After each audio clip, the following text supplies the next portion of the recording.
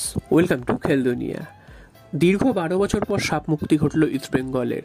Orissa এফসিকে super cup ফাইনালে 3-2 গোলের ব্যবধানে হারালো ইস্টবেঙ্গল। ম্যাচে কিন্তু পুরো নাটকে ভরা ছিল। তো এই ম্যাচ নিয়ে আলোচনা করবে ভিডিওতে। পুরোটা জানার জন্য অবশ্যই ভিডিওটা শেষ অবধি তোমরা চোখ রেখো, আর তোমরা লাইক, কমেন্ট, সাবস্ক্রাইব কিন্তু করে দিও।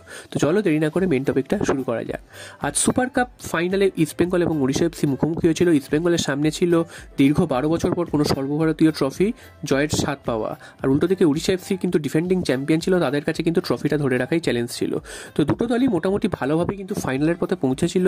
সেমিফাইনালেও তারা কিন্তু খুব সহজেই হারিয়েছিল দুটো দলকে, কিন্তু ফাইনালে মুখোমুখি কার্লোস কুয়াদ্রাত এবং সার্জিও লোবেরা। তো এই দুই ফুটবল কোচের যুদ্ধ দেখার জন্যই কিন্তু আজকে সবাই বসেছিল।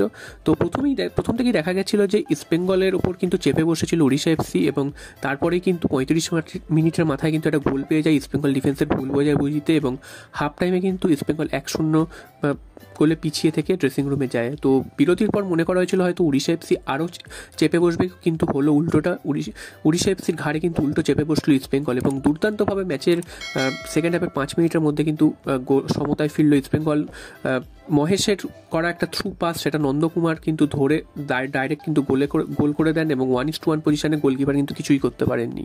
তার কিছুক্ষণের মধ্যেই, আরও 10 মিনিটের মধ্যেই কিন্তু একটা পেনাল্টি আদায় করে ইস্টবেঙ্গল। যদিও সেই পেনাল্টিটা কতটা যুক্তিযুক্ত ছিল সেটা কিন্তু সবাই দেখেছে রিপ্লেতে, সেটা নিয়ে কিন্তু একটা বিতর্ক থেকেই যাবে যে পেনাল্টিটা আদৌ দেওয়া যেত কিনা। তবে সেই পেনাল্টি থেকে কিন্তু সাউল ক্রেসপো তিনি গোল করে চলে যান, এবং তোমরা যদি রিপ্লেতে দেখো সেখানে দেখা যাচ্ছে কোনো টাচই হয়নি ইস্টবেঙ্গলের প্লেয়ারের গায়ে, এবং তারপরেও কিন্তু রেফারি পেনাল্টি দিয়েছে। যদি উল্টো দিকেও ইস্টবেঙ্গলও একটা পেনাল্টি পেতে পারতো, সেটাও কিন্তু দেওয়া হয়নি।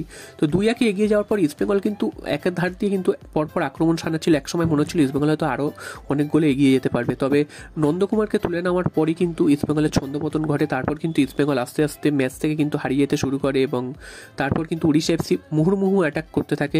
এর মধ্যে উড়িষ্যা এফসি 10 জনেও হয়ে যায়। তো 10 জনের বিরুদ্ধে 11 জনের লড়াইটা কিন্তু খুব একটা সহজ ছিল না। তারপরে উড়িষ্যা এফসি কিন্তু বারবার অ্যাটাক করতে থাকে, এবং ইস্টবেঙ্গল কিন্তু বারবার ছেড়ে দিতে থাকে। তো এই অ্যাটাক করতে করতে একেবারে কিন্তু শেষ মুহূর্তে, অর্থাৎ ইনজুরি টাইমেরও শেষ মুহূর্তে, যেখানে কিন্তু আর কয়েক সেকেন্ড বাকি ছিল ইস্টবেঙ্গলের ম্যাচ জেতার, সেখানে গিয়ে কিন্তু পেনাল্টি পায় উড়িষ্যা এফসি। তাকে কিন্তু একদম ফাউল করেন গিল, এবং যার ফলে কিন্তু পেনাল্টি আদায় করে ইস্টবেঙ্গল, এবং সেখান থেকে 2-2 করে চলে যায় উড়িষ্যা এফসি। তো ম্যাচ কিন্তু তারপর এক্সট্রা টাইমে গড়ায়। এক্সট্রা টাইমে তো সবাই তোমরা দেখেছো যে এক্সট্রা টাইমে প্রথম অর্ধটা কিন্তু দুটো দলই কিন্তু খুব একটা আক্রমণ সুযোগ পায়নি। যদিও দুটো দলই কিন্তু গোলের কাছাকাছি পৌঁছেছিল ঠিকই, তবে কেউ কিন্তু গোল করতে পারেনি। এবং দ্বিতীয় হাফে কিন্তু ইস্টবেঙ্গল কিন্তু গোল পায়, যে গোলটি একদম উড়িষ্যা এফসির ডিফেন্স এবং গোলকিপারের ভুল দোষের কারণে হয়েছে। একদম পড়ে পাওয়া 16 আনা যাকে বলে, সেরকম কিন্তু গোল পেয়েছে। সেটা কিন্তু গোল করে দিয়ে চলে যান সেই ক্লেটন সিলভা, এবং 3-2 গোলের ব্যবধান হয়ে যাওয়ার পর তারপরেও কিন্তু উড়িষ্যা এফসি ট্রাই করেছিল, কিন্তু শেষ পর্যন্ত কিন্তু উড়িষ্যা এফসি আর গোল করতে পারেনি।